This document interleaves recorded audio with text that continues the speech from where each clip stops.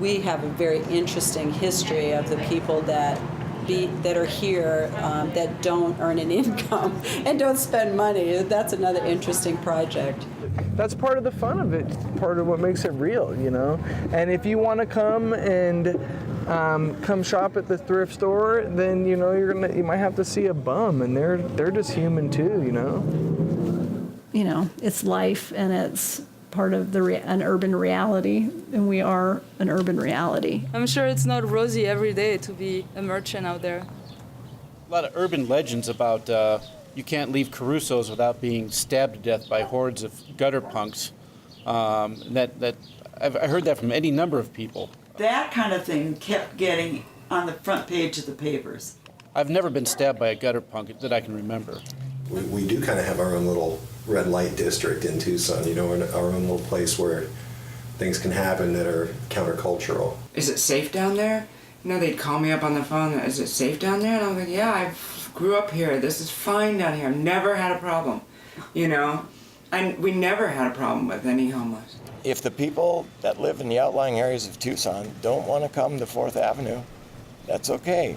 If you make it antiseptic, if you cleanse 4th Avenue of poor people, of homeless people, it's going to become like an urban yuppie ghetto, and with no soul. It'll be antiseptic. You get every walk of life, every culture, every type of person that you could even imagine, and nobody looks twice. I mean, there's a girl walking down the street with green spikes sticking out of her head, and you know, you don't even blink twice at her because it's 4th Avenue. Anything goes. Maybe that's what makes 4th Avenue different than downtowns in other cities like Tempe, where that Mill Avenue place is. I would have no problem like thinking of a loved one walking up and down 4th Avenue on their own. Like, to me, it's not scary. I'd be more that. scared downtown. I have met people who spend time on 4th Avenue that will not go downtown. They're scared of it, but that's fine. Well, I actually worked in the downtown area during the decline. Nothing was there anymore. There was a point where downtown was really, really derelict. I mean, it was scary. If you didn't leave downtown, you were dead. Absolutely.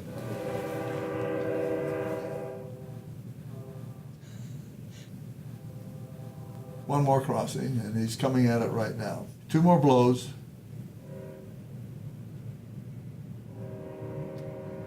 If you go back in time, when they built the malls in Tucson in the 50s, 60s, it caused the death of downtown as most people knew it. All the retail left.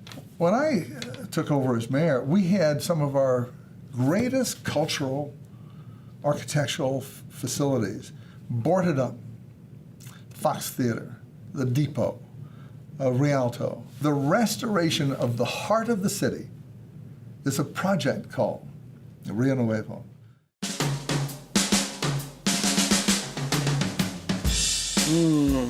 Rio Nuevo. Yeah, Rio Nuevo. Well, Got a couple hours? Rio Nuevo. Oh, man. I don't think anybody knows. Ooh, it's a debacle. Lots of good ideas. Lots of good ideas. It seemed like every time they took a step forward, they would take 2 steps back. It's a song and dance. The whole direction, you know. It has good intentions, and we all know what the road to hell is paved with. In my mind, it's about gentrification. Great idea. Fabulous idea. Sometimes I'm like, wow, that'd be great. The aquarium and the Rainbow Bridge. Oh, hey, here's another one. That'd be wow, if they did that, that'd be terrific. They were dreaming. My first thoughts are that we were awash in money. You know, the first idea they had, I don't know how many years ago, that was a great idea, and they poured a bunch of millions into it. Tax increment financing. All I knew is they had a lot of money to spend. Borrow monies for the future generations of tax revenues. So they spent it, but it just kept spinning wheels. I think it's beyond our control. And that next one they poured a bunch of millions into, that was, wow, that would have been fabulous. A lot of people are just worn out. They're tired of excuses. Who knows what's going to happen? I don't know what they're doing, but they're great ideas. Beautiful stuff that would love to see actually get built. In this office, a lot of people say, well, Rio Nuevo, nothing's happening. I said, what? Are you crazy? When was the last time you were downtown? Oh, I never go downtown. It's too dangerous. All that money has been poured into downtown with really very little to show for it. I don't mind people saying I don't see anything yet, but the 4th Avenue underpass is part of it.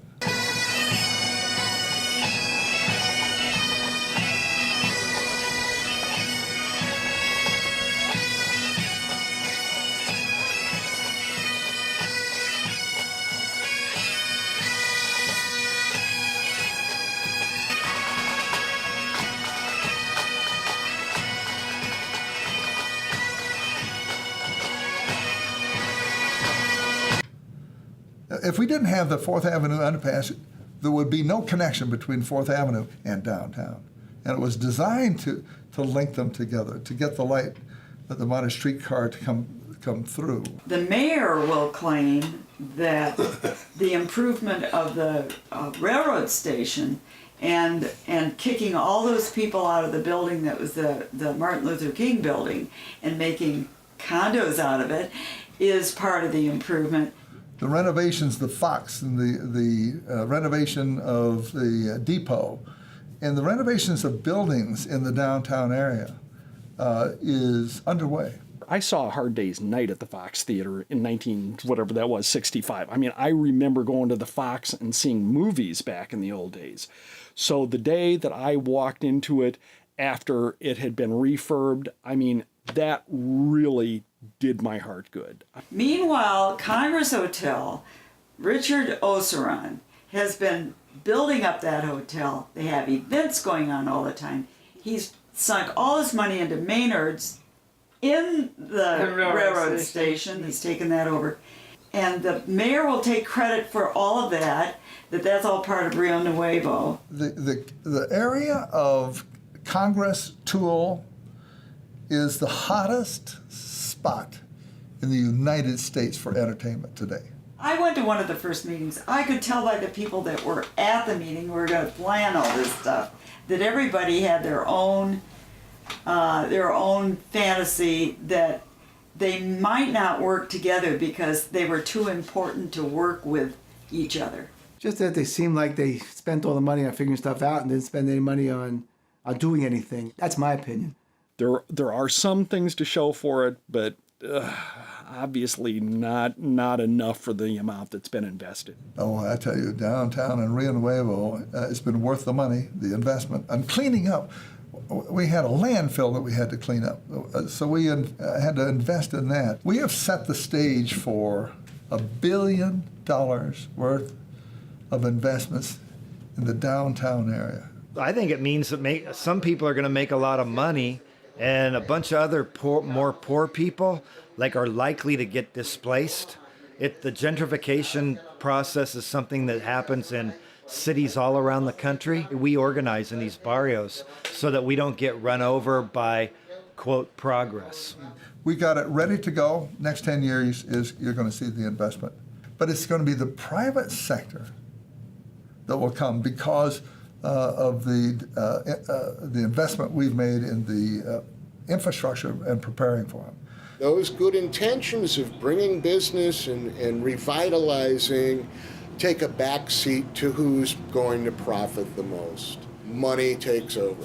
If I remember correctly, and it's been quite a while now, there were some specific things that were in those bond proposals that we all voted on back those years ago, and things kind of morphed a little bit. In the meantime, they've let somebody go who was supposed to be in charge of having it all move smoothly, and he's gone. But now he's back, and he's getting $100 an hour to up some more. I think it's a mess, and I don't think they see the importance of really looking at this avenue and seeing how strong it is. And really, it'd be nice if the city council actually talked to the owners and say, how are you guys making this work? We've been living Rio Nuevo since the day I moved to 4th Avenue and perpetuating ourselves, building ourselves, cleaning our sidewalks, planting our trees. We already have our Rio Nuevo, and if downtown gets Rio Nuevo, then we will just carry on and be one big fluid Rio Nuevo. So much of the money that could have reasonably gone into some hard and fast brick and mortar down there has evaporated. My business partner said that she wished that the money that went to Rio Nuevo had gone to the 4th Avenue Merchants Association, that they would have put it to excellent use. I think some of that money was spent on just needless things, but, you know, who am I, man? I just print T-shirts, you know? I was away from Tucson for 4 years. I lived in San Antonio. When I came back, I was amazed at all the devastation was wrought to downtown, all the buildings that were gone, all the ravages of the Rio Nuevo project, and it's almost unrecognizable. Tucson's known for its kind of color and funkiness and diversity, and having a lot of old historical buildings. We're just gonna, get rid of all the colorful, funky, beautiful architecture that should be preserved forever. And I think the soul is truly the Mexican culture.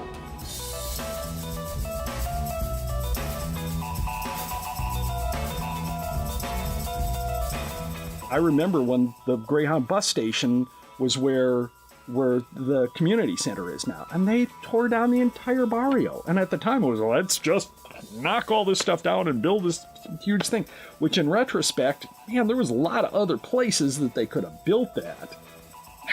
And I think that those principles can be applied to what's happened with Rio Nuevo as well.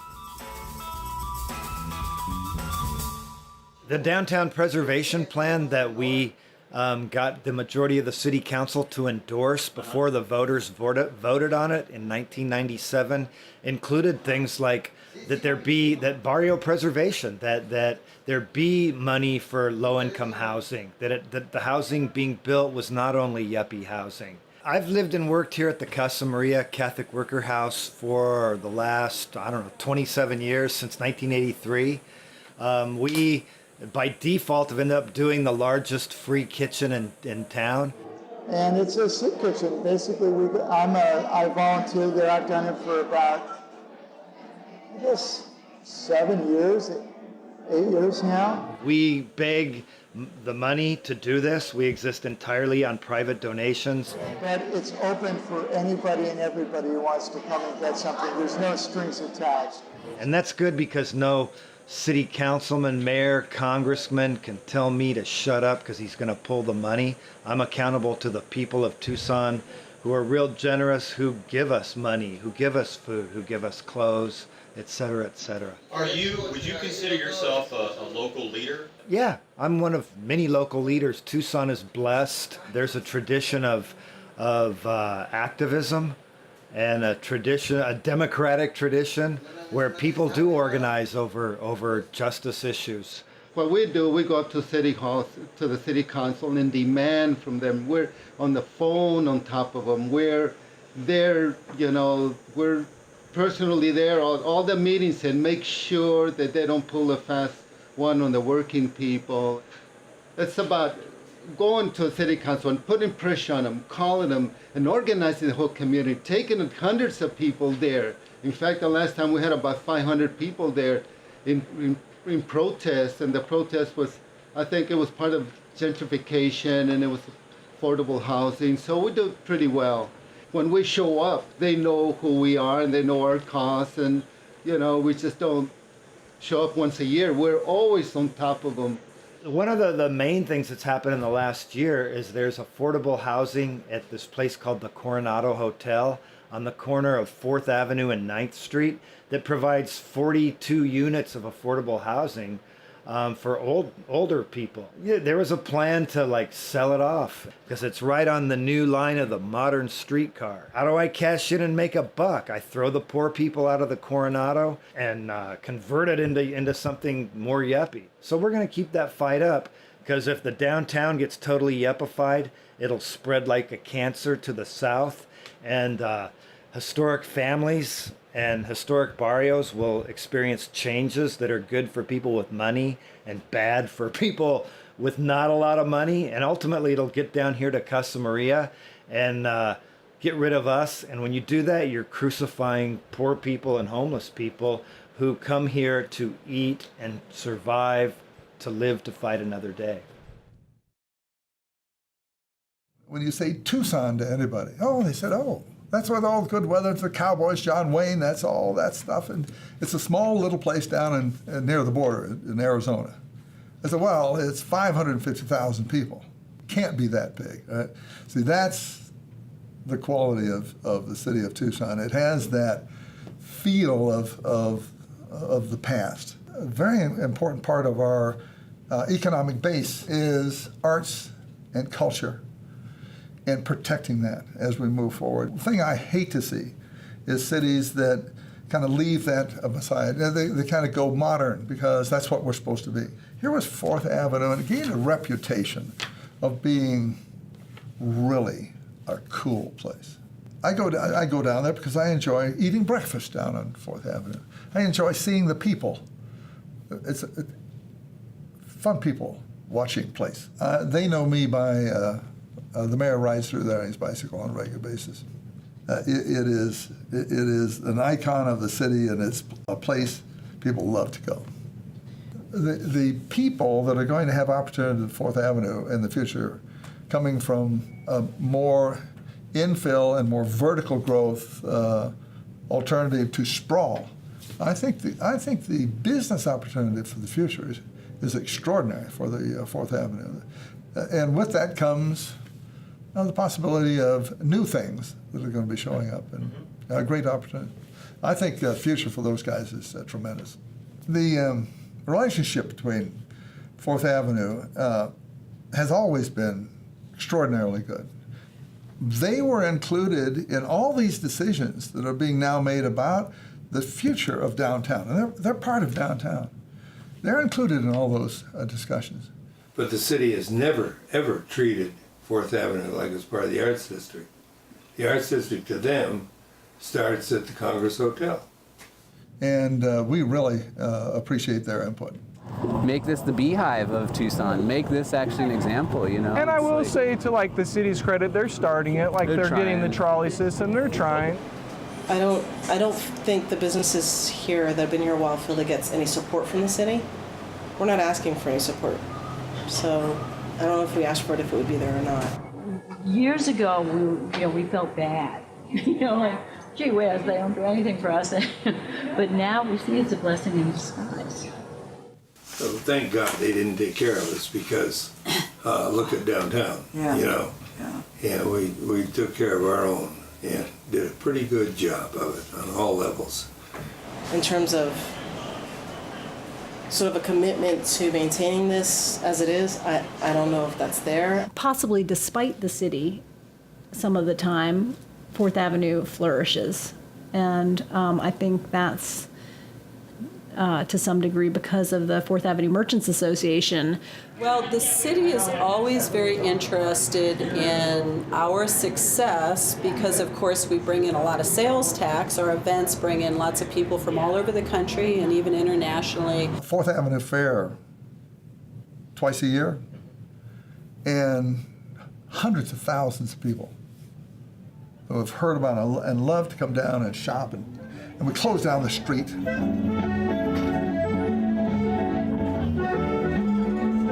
Any musician could just play and know that the rule was to play for 20 minutes and move on to another location where there weren't any musicians.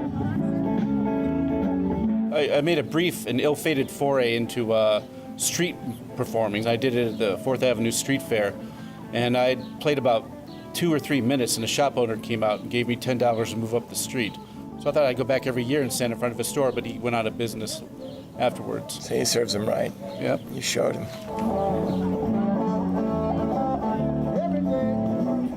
But now you have to pay $40 to get one spot, and you're lucky if you get in. Where before it was just a real relaxed, anything can go, and it was just so entertaining. And I remember when they first discovered that they're starting to use credit card machines in the booths, you know, that just seemed like, wait a minute, this has evolved into big business. You know, and it's just like, this is not what the street fair used to be. It is a wonderful moneymaker for the city. I can absolutely assure you of that.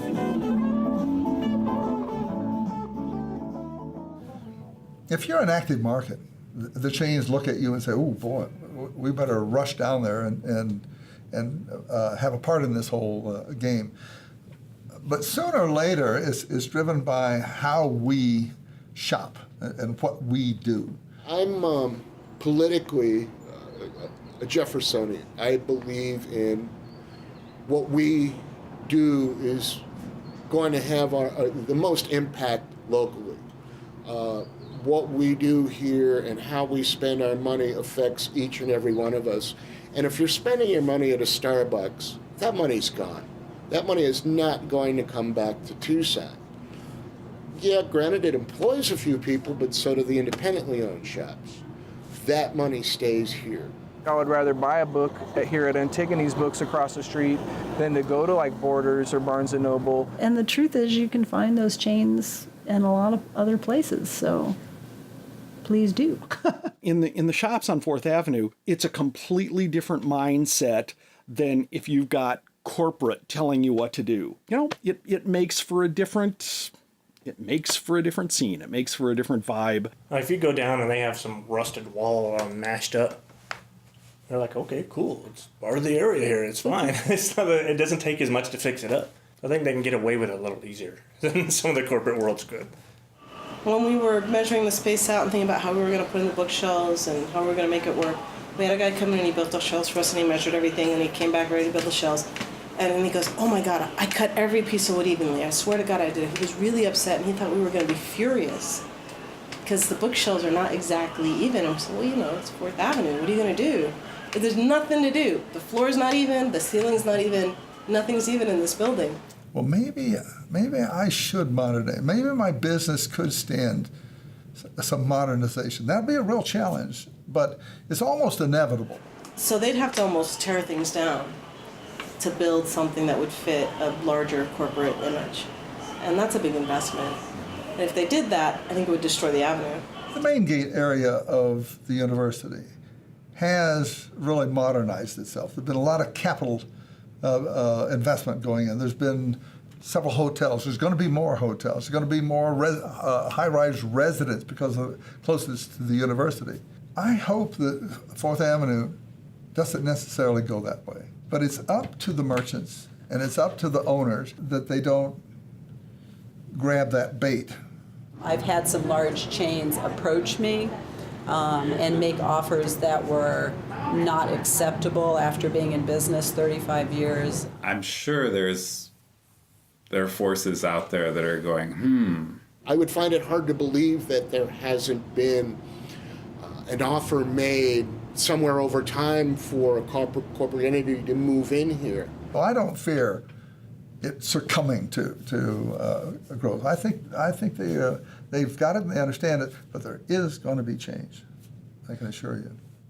It may be inevitable because it certainly has been inevitable every place else. I mean, I lived in San Francisco for a couple of years, and you've got, a Gap just a block away from Haight-Ashbury and stuff, and Santa Cruz on Pacific Avenue right there. You've got this huge Borders and stuff, and they would fight, in towns like that, which are very left-wing. They would fight to keep these people out, but you can only fight it for so long, and those guys can afford to stay in business, lose money long enough to drive everybody else out, which is a real shame. A friend whose family had a farm in Pennsylvania and, as happens to farms all over the place, decided to sell it for huge amounts of money to a developer who is putting up a housing development. And it's just very sad. And it's the same thing, that can happen in a lot of different levels, different places, that there's a lot lost. Most of us that are in this, quote, owner-occupied situation, we're all maturing, and somebody could sell their building, and that could shift it.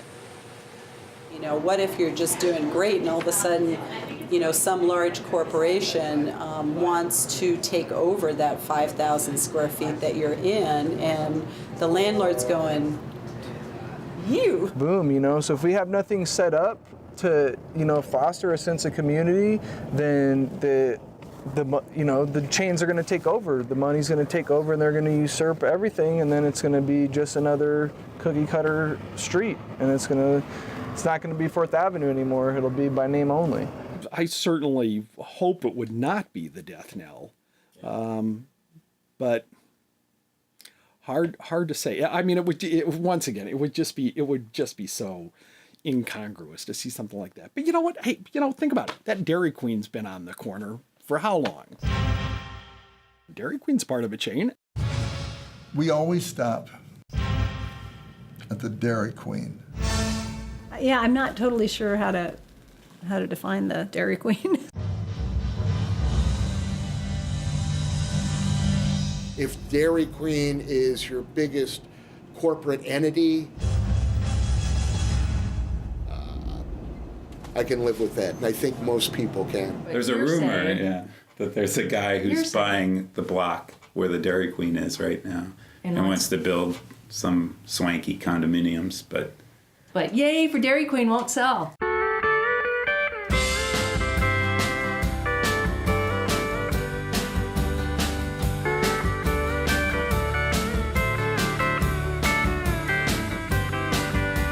She's just a little bird, flying where she wants to go.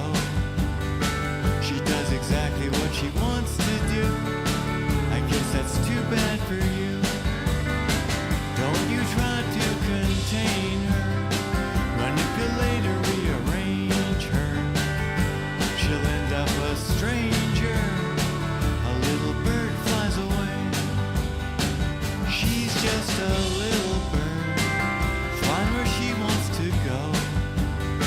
She does exactly what she wants to do. I guess that's too bad for you.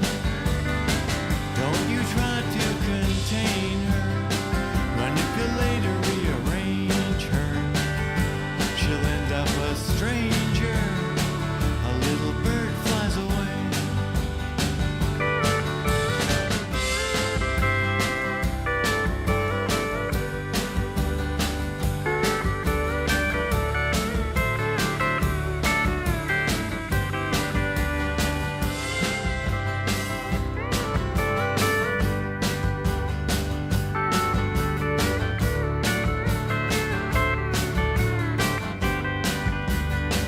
Don't you try to contain her, manipulate or rearrange her.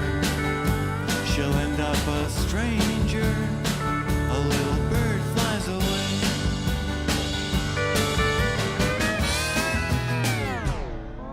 You can really see how the university has spread out of its boundaries kind of into the boundaries of the city's downtown.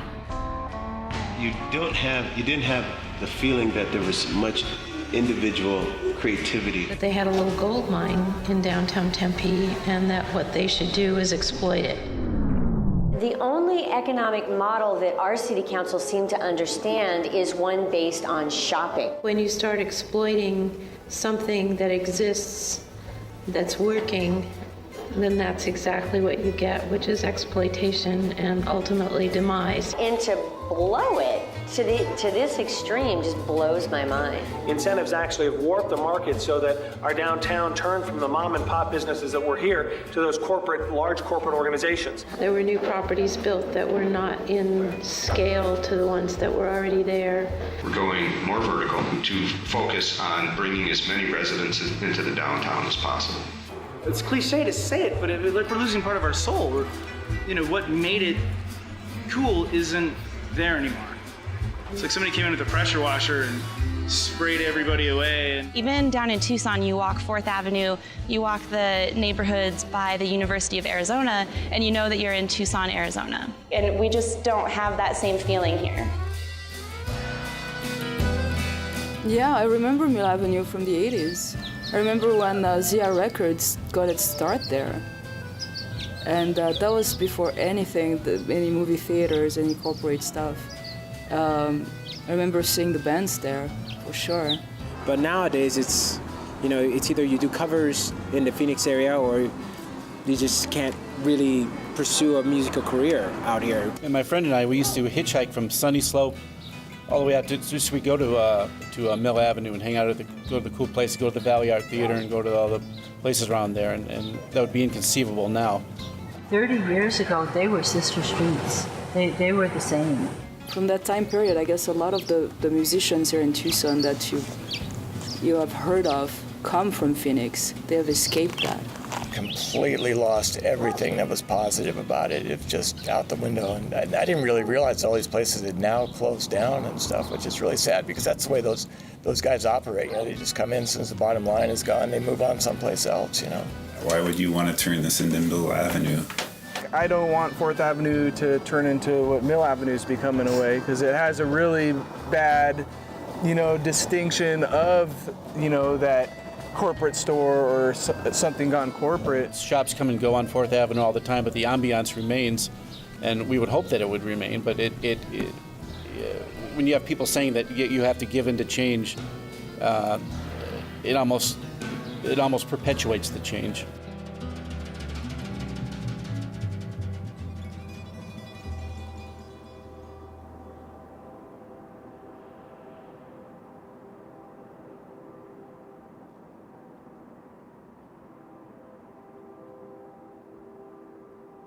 We do not want to be like Phoenix. It's a unique city, and that's okay. But we want to keep the uniqueness of Tucson. And I think we're a great city, better in many ways than Phoenix. I think most people would say the same thing. And in Tucson, you just don't come in here with a whole bunch of money and get your way. You're gonna like have to fight. In Phoenix, you have the high-powered jobs. In Phoenix, you can make a lot of money. Tucson isn't that kind of community. And it's drawing on young people from all over. And they are creative and they have open hearts. And I think that all of that is absolutely intimate to what this community is, and in the music, in the art. And they are here for the life. They are here for the quality of life, not necessarily the money. It doesn't exist in many places. I think if you've got a place that has an identity like 4th Avenue does for Tucson, I think it's worth preserving. If Tucson's future were a movie title, what would be the subtitle? What would be the movie's description? It's been a very interesting journey.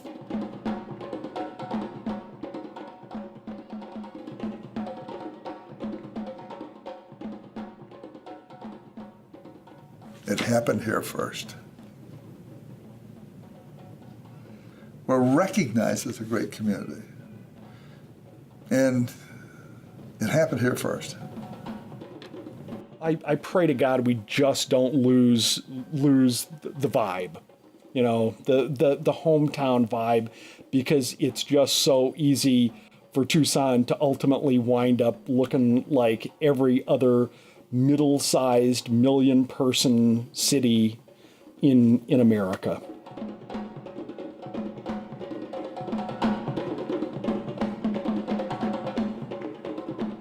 Tucson. Its vitality is derived from its long and substantial history, its culture, and artists. Tucson's history, culture, and art has been greatly influenced by Mexican Americans who have called Tucson home for hundreds of years. Dia de los Muertos, the Day of the Dead, is celebrated November of each year. This celebration is highlighted by the 4th Avenue All Souls Procession.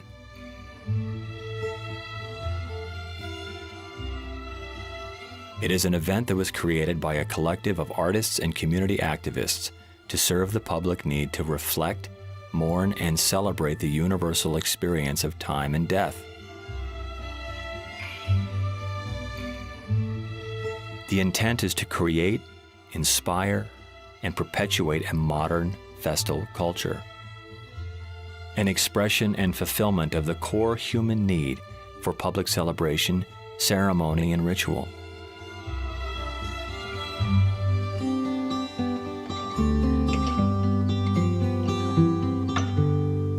Là où tu vas, mon amour, on te recevra comme moi. Ces bras qui vont t'accueillir, ces bras seront les miens. À la fonte des neiges, les corps émergent, les corps glissent vers la vallée. À la terre, le sel, à l'amour, la cayenne, nos blessures et aux bouches, à tes voyages, mon amour. À la terre, le sel, à l'amour, la cayenne, nos blessures et aux bouches, à tes voyages, mon amour. Having a diversity is really important. The coordinated actions of this diverse community makes it great. I love Tucson. It's like that small, big city. What comes across is that spirit of collaboration. 4th Avenue is resisting the New World Order, and I couldn't be happier about it. Là où tu vas, mon amour, moi je n'y viendrai pas. Là où je suis, mon amour, je penserai à toi. Sometimes these things get taken for granted, and that's not how it should be, man. People should really appreciate it. Wouldn't want to be in any other city. I want to be here on 4th Avenue. We feel, that we are the keepers of the soul of Tucson.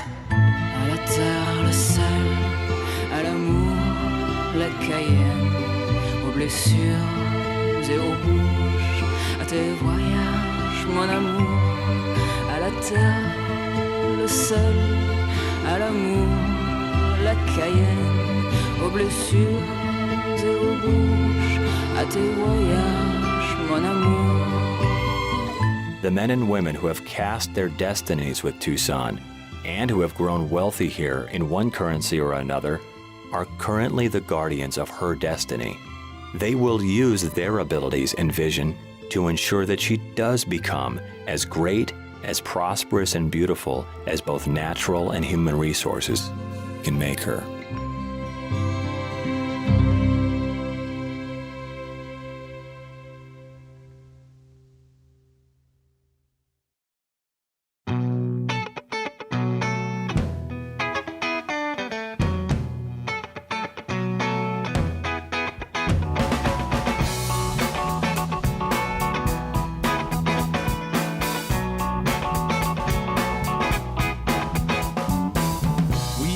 Lots of stuff to make our dreams come true. A second house for summer, a BMW. So complete, find meaning and the goal. These are the things, yeah, that substitute for soul. And I say, no, no, no, ridiculous. No, no, no, ridiculous.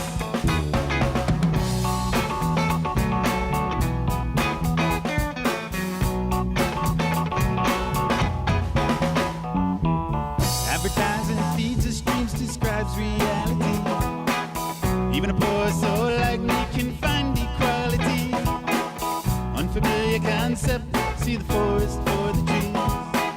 Upheaval coming, good for all of us to see. And I said, no, no, no, ridiculous. No, no, no, ridiculous.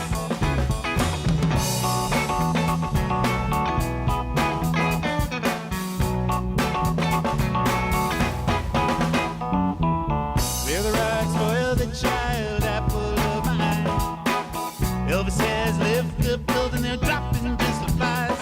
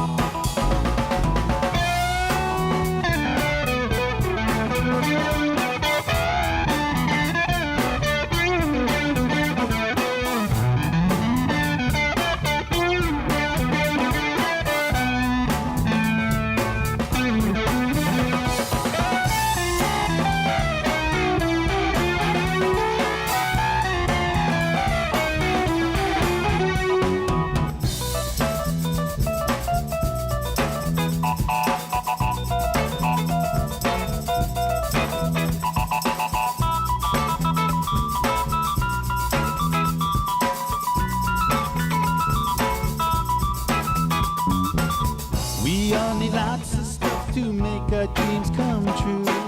A second house for summer, a BMW. So complete, find meaning indigo. These are good things, yeah, that substitute for soul. And I said, no, no, no, ridiculous. No, no, no, ridiculous. No, no, no, ridiculous. No, no, no, ridiculous.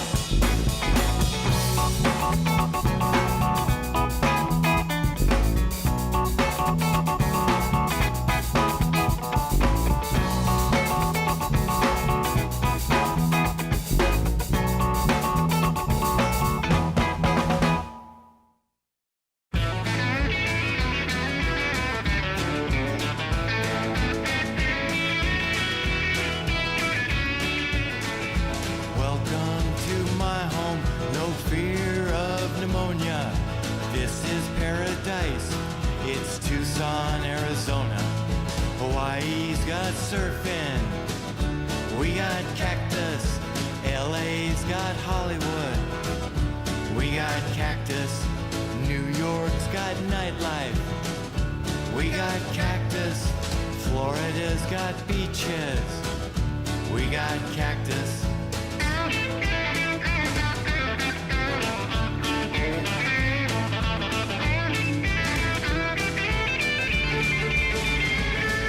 Hawaii's got surfing, we got cactus. LA's got Hollywood, we got cactus. New York's got nightlife, we got cactus. Florida's got beaches, and we got cactus.